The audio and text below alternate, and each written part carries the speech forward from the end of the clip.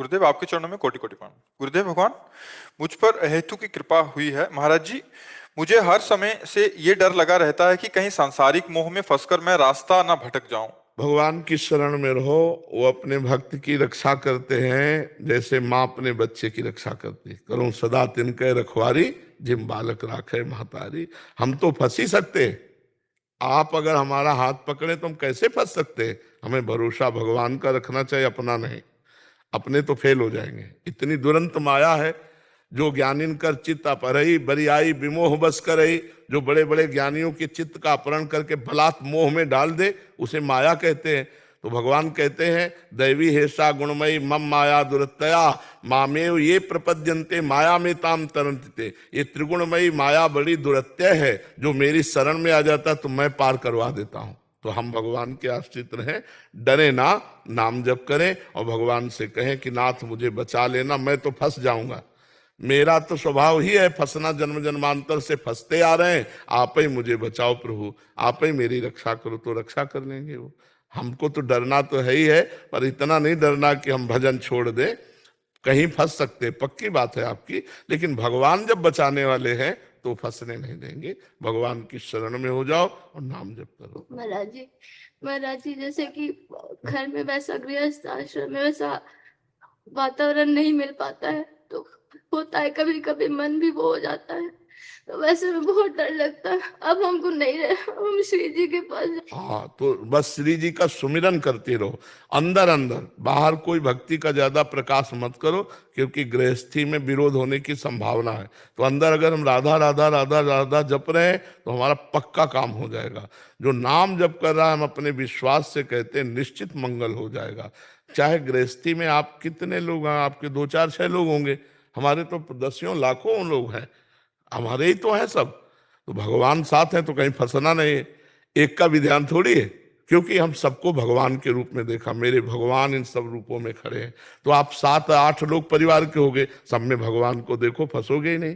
पुत्र में भगवान, पति में भगवान, सास ससुर में भगवान, सब में भगवान की भावना करो तो फंसोगे नहीं। सेवा भी बन जाएगी और भगवत प्राप्ति भी हो जाएगी। यश जी राधा कुंड से, राधा वल्लभ श्री हरिवंश महाराज जी। महाराज जी, मुझे राधा प्यारी की बहुत याद आती है। उनके लिए रोता तड़पता हूँ, लेकिन अब धैर्य नहीं रख पाता, जिस कारण बस ऐसा लगता है कि क्या श्री जी मेरे साथ भी हैं, क्या वो जानती भी हैं मैं उनके लिए दिन रात रोता हूँ। वो ही चाह रहे हैं, तभी तुम्हें रोना आएगा। श्री जी आपको जानती नहीं, श्री जी ही आपको प्यार दे रहे हैं, तभी आप श्री जी के लिए। अगर किशोरी जी कृपा न करे तो एक बार राधा नहीं बोल सकते, राम जी कृपा न करे तो एक बार राम नहीं बोल सकते, कृष्ण जी कृपा न करे तो एक बार कृष्ण नहीं बोल सकते। और वो तो सबके हृदय में ही बैठे हैं। उनके जानने की बात तो हृदय में ही बैठे हैं, और उन्हीं की प्रेरणा से आप राधा राधा कहते हैं। तो ये तो संशय मत करो कि वो देखती है कि नहीं, वो जानती है कि नहीं। वही कृपा करके प्रसाद दे रहे कि आप राधा राधा कह करके रोना आता है, आपको लगता है श्री जी मिल जाए, ये तो बड़े भाग्य की बात है। बस अंदर छुपाए रहो, अपने को भक्त ना मानना कि मैं बहुत बड़ा भगत हूँ, क्योंकि इससे फिर अभिमान आ जाएगा। और नाम जप करो और चुपचाप एकांत में रो श्री जी के लिए, ठीक है। महाराज जी से कभी कभी वो जो विरह के समय पर विस्मरित हो जाता है कि वो साथ में है, तो अकेलापन बहुत ज्यादा लगता है। तो इस समय पे एक बार अगर आप कह रहे कि आप मेरे साथ हो। देखो, इसमें बात समझना है कि जब विरह होता है तो जिसका विरह होता है वो सामने होता है। अगर विरह है तो हमारी बात का अनुभव करोगे। जब अगर हम कृष्ण विरह में हैं तो हमारे भाव देश में कृष्ण छाए हुए हैं, तभी तो हाँ कृष्ण तुम कब मिलोगे, प्यारे तुम कब मिलो, उसको अनुभव हो रहा है। सामने श्री कृष्ण पर अनुभव हो रहा है विरह का। तो ऐसा नहीं है कि वो विरह के समय तुम्हारे साथ नहीं रहते, तुम अकेले रहते हो। ऐसा विरह तो होता नहीं है। विरह जिसके लिए होता है उसकी झांकी दिमाग में होती है। आप ऐसे लौकिक देख लो, किसी व्यक्ति के विषय में सोचोगे तो उसका रूप आ जाएगा कि नहीं आ जाएगा, कि यार बहुत दिन से वो नहीं मिले तो सामने आपके होगा वो रूप। ये सिद्धांत है। तो जब हम प्रभु के लिए रोते हैं तो प्रभु हमारे मानस पटल पे होते हैं। हे श्री कृष्ण आप कब मिलोगे, तो साथी तो है, ऐसा कैसे सोचते हो कि आप अकेले हैं। गुरु जी ऐसे एकांतिक में तो रोज नहीं आ सकते, आप तो मेरे साथ है ना हमेशा। पक्का हमारी बात मानो, हमारी स्वामिनी जी का नाम जप करो तो आप देखो। हमारा नाम जानते हो क्या? प्रेमानंद। प्रेम किसे कहते हैं? श्री जी को। आनंद किसे कहते हैं? लाल जी को। प्रिया और लाल दोनों मिलकर प्रेमानंद है। तो जहां प्रियालाल का स्मरण कर रहे हो वही प्रेमानंद है। हमारा कोई ये रूप थोड़ी है, ये तो पांच भौतिक शरीर है, दो चार कब छूटेगा ये पता नहीं, लेकिन ये छूटेगा। लेकिन जो हमारा स्वरूप है वो कभी नहीं छूटेगा, वो तो सच्चिदानंद में है। इसलिए स्वरूप से प्यार करो, शरीर से नहीं। नहीं तो 4 दिन बाद कहोगे वो जिनको हमने अपना माना था वो तो मर गए, ये शरीर तो जाने वाला है, लेकिन हम जाने वाले नहीं। प्रेमानंद ने जहां पुकारोगे वहीं प्रेमानंद। प्रेमानंद पुलकित गात्रो विद्युत धाराधर सम कांति राधा कृष्णो मनसि दधानम। राधा कृष्णो मनसि दधानम वंदे हम श्री हरिवंशम। ये प्रेम स्वरूप है, खूब नाम जप करो। राधे राधे महाराज जी।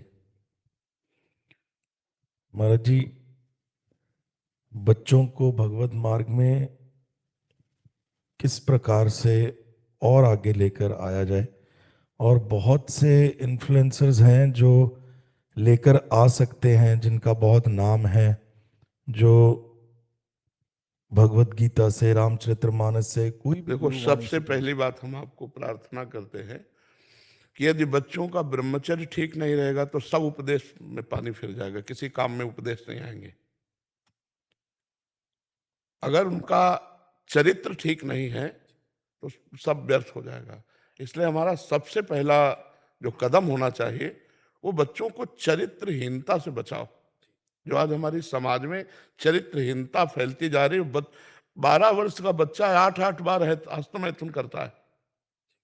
जब हमारे सामने खड़े होकर के बच्चे अपनी हालत बताते हैं ना तो हृदय कांप जाता है कि किसान आदमी जब गेहूं की फसल गलेथ में होती है, जो किसान होते हैं वो हमारी भाषा समझेंगे, गलेथ का मतलब होता है अन्न की बाली अभी निकली नहीं है और उस समय काट लिया जाए तो एक दाना नहीं मिलेगा, और थोड़ा समय का इंतजार कर लिया जाए तो 50 मन उसी से गेहूं पैदा होगा। तो ऐसे जब तक 22 वर्ष की अवस्था ना हो जाए तब तक बालक को ब्रह्मचर्य रहना चाहिए। फिर पाणी ग्रहण संस्कार आदि गृहस्थी में तो कोई फर्क नहीं पड़ेगा। आज हमारे बच्चों की स्मृतिहीनता हो रही, आज हमारे बच्चों में व्यसन बढ़ रहा है, आज बच्चों में व्यभिचार बढ़ रहा है।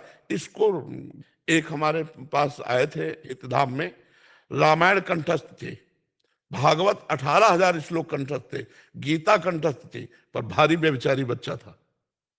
उसने खुद हमें अपनी हालत बताई कि रात रात भर हम मोबाइल से ऐसे देखते हैं, ऐसे ऐसे ऐसे आचरण।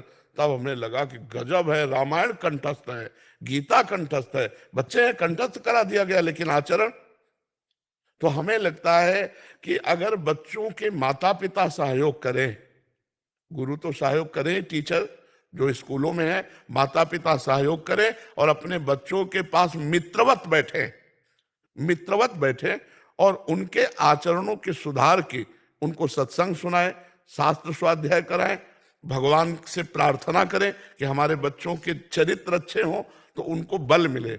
और 30 मिनट नाम जप करवाएं, 30 मिनट केवल नाम जप कराओ। फिर आप देखना 30 मिनट बैठ करके जो नाम उनको प्रिय लगे या आपको जो प्रिय लगे या जो गुरुजनों ने दिया है उस नाम को हम जपें और थोड़ी देर बैठ करके गीता भागवत अर्थ सहित घर में हम अपने सुनाएं, तो हमारे बच्चों के संस्कार बदलें।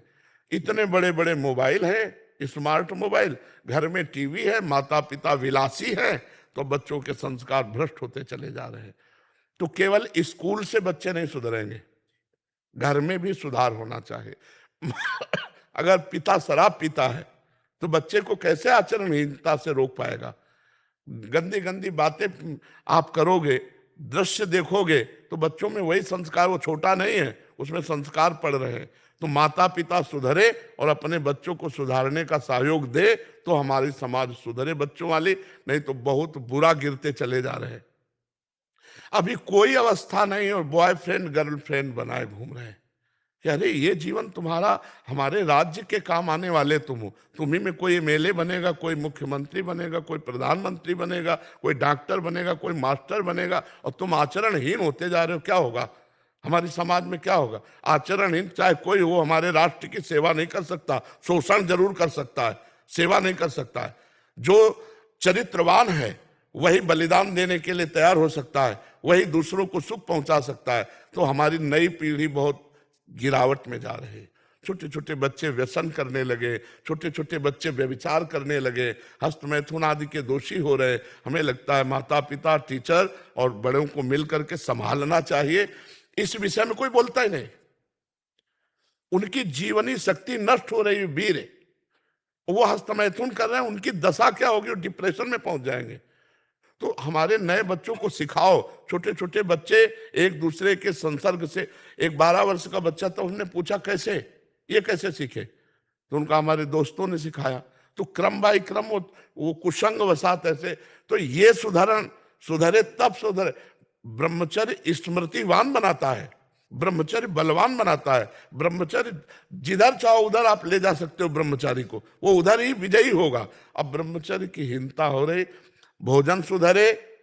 ये जो आजकल नए नए बच्चे पैकेटों वाला भोजन पा रहे हैं, तो इनके शरीरों में बल बुद्धि तेज नहीं आएगा। हाँ, अब ये खा के पहलवान बनेंगे, ये खा के बुद्धिमान बनेंगे। अरे सात्विक भोजन पाओ, दंड बैठक मारो, थोड़ा व्यायाम करो, ब्रह्मचर्य से रहो, फिर देखो जीवन कैसा बनता है। तो हमें लगता है इनके चरित्र को सुधारा जाए तभी बनेगा। तो हमें लगता है कि सुधार यहाँ से शुरू हो। पहले ब्रह्मचर्य गुरुकुल में इसीलिए दूर रखा जाता था, परिवार से इसीलिए दूर रखा जाता था कि सबसे पहली सीढ़ी जो परमार्थ की और व्यवहार की, वो है ब्रह्मचर्य। ब्रह्मचर्य से गृहस्थ, ब्रह्मचर्य से वानप्रस्थ, संन्यास, सब जगह ब्रह्मचर्य से ही होता है। तो हमें लगता है ब्रह्मचर्य का उपदेश दिया जाए, ब्रह्मचर्य की रक्षा कराई जाए, और उसमें प्रधान होगा भोजन और कुसंग का त्याग। भोजन ऐसा सात्विक जिससे ब्रह्मचर्य टिके, और कुसंग का त्याग जिससे हमारी गंदी आदतें न हो। छोटे छोटे बच्चे मोबाइल में गंदी गंदी बातें सर्च करके देखेंगे, उनकी हालत क्या होगी। तो हमें लगता है बड़ा बड़ा उपदेश देने से बात अब नहीं बनेगी, हमको घुसना पड़ेगा, उनके जीवन शैली में घुसना पड़ेगा। और वो अपने लोग कर नहीं सकते, वो माता पिता कर सकते हैं। बैठाल करके खुली बातें से पूछें कि आपके ब्रह्मचर्य में कोई हानि तो नहीं, आप कोई हस्तमैथुन तो नहीं करते, आप कोई गंदी बात तो नहीं करते, तो वो डरना मत, हमसे बता दोगे तो हम तुम्हारी दवाई भी करवा देंगे। ऐसी आयुर्वेदिक औषधियाँ आती हैं जो ब्रह्मचर्य छीण करके अपनी शक्ति ह्रास कर लेता है बच्चा, वो उससे पुष्टता प्राप्त होती है। तो हमें लगता है कि पहले यहाँ सुधार होना चाहिए। बिल्कुल अब आप देखो सीरियल कैसे बन रहे हैं, समाज के लिए तो सीरियल बन रहे हैं।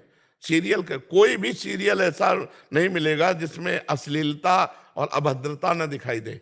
आप देखिए, और जहां से हमारा काम बनना है, या तो संतों के उपदेश या तो शास्त्रों का स्वाध्याय, दोनों शास्त्र स्वाध्याय है नहीं, और संतों को ऐसा दिखाया गया, मतलब जैसे वेब सीरीज कहते हैं, जी जी महाराज। तो वेब सीरीज में वो ऐसे दिखाए गए, फिल्मों में ऐसे दिखाए गए कि श्रद्धा नहीं रही, और शास्त्रों का स्वाध्याय है नहीं, तो जीवन बचाएगा कौन।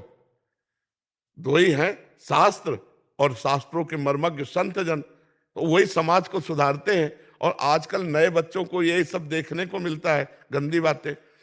एक सीरियल में पूरा देख जाओ जो वेब सीरीज है, और उसमें देखो हर वो बात मिलेगी जिससे जीवन चरित्र नष्ट हो, ना कि चरित्र बने। पहले के फिल्में भी बनाई जाती थी जिनमें आदर्श उपस्थित किया जाता था, आचरण, पवित्रता, पहनावा ओढ़ावा सही, और आज देख लो सब अपवित्रता। तो अब नए नए बच्चे जब ये देखेंगे तो उनके मन में यही करने की भावना आएगी। अगर हम शास्त्र और भगवान के प्रेमी महात्माओं का संग नहीं करेंगे तो इन सब से हमारी आचरण वृत्ति बिगड़ेगी, बनेगी नहीं। अच्छा, संतों पर श्रद्धा होना बड़ा कठिन होता है। आज भगवान की बड़ी कृपा है, जो कुछ संतों पर श्रद्धा करके आए लोग आते हैं, बैठते हैं, सुनते हैं। नहीं तो एक अभी पीछे ही समय ऐसा आ गया था कि ऐसा लगा था कि चौपट हो गया सब।